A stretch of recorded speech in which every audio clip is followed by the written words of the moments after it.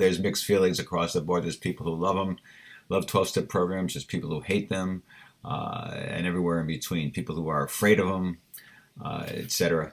But for those, it definitely helps people. And for those who it helps, it can help mightily. And so it's like anything else. I mean, you go to a therapist, and one person's style, approach, the connection, the empathy. One type of therapy works great. Another, it might not work great for somebody else. And so that's why you have to find the right fit. And then there's cognitive therapy, and there's psychoanalytical therapy. There's the interpersonal therapy. There's all sorts of types of therapies. Again, you have to find the right fit for you. So the same is true for 12-step programs. For some people it's going to be the right fit. For other people it's not. For other people, they're going to need to find other systems to help them get sober, get clean and sober, and stay clean and sober.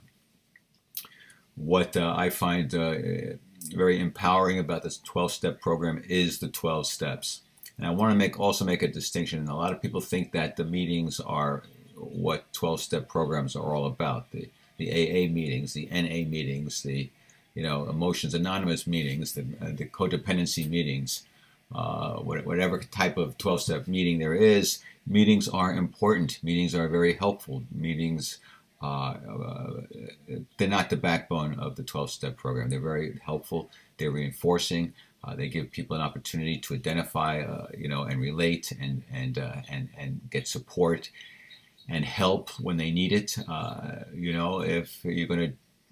If you think you're going to drink or use, you can call up someone in the program or a sponsor, and they can help you that day, one day at a time, to talk yourself out of using your drug or drinking, and they can help you. So there's a very powerful fellowship and support system. But the 12 steps themselves is, going through those steps, working those steps, it's a spiritual program.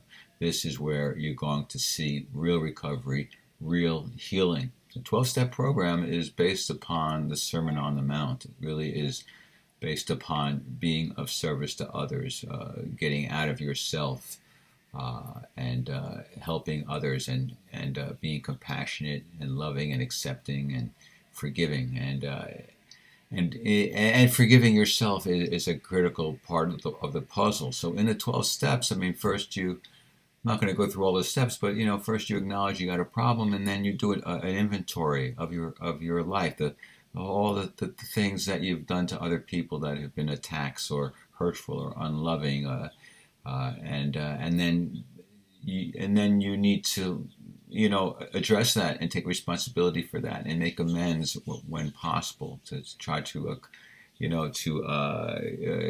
compensate people, or acknowledge what you did, and try to compensate. If you stole from them, for example, try to pay them back. You try to make amends in whatever way you can. And in this process, it's an incredible cleansing process. It's an incredible relief, a release of the burden of self-loathing, the burden of guilt and shame, as you do your inventory, as you make amends, as you're forgiving yourself and accepting yourself and releasing all the crap from your past, all the old baggage, all the stuff that you did. And it doesn't even matter. It doesn't matter if people are gracious and accept your apology, accept your amends or not. It doesn't matter. The healing is in the doing, is in the feeling, is in the trusting in that and doing that. So it's a very spiritual program, and it's about service to others, getting out of yourself, getting out of your ego, getting out of the self-will run riot, getting out of the noise in your head, getting out of the idea that we are separate, getting more into the idea of how can we help each other. And it is through the 12 of doing the 12 steps that the healing really, really happens.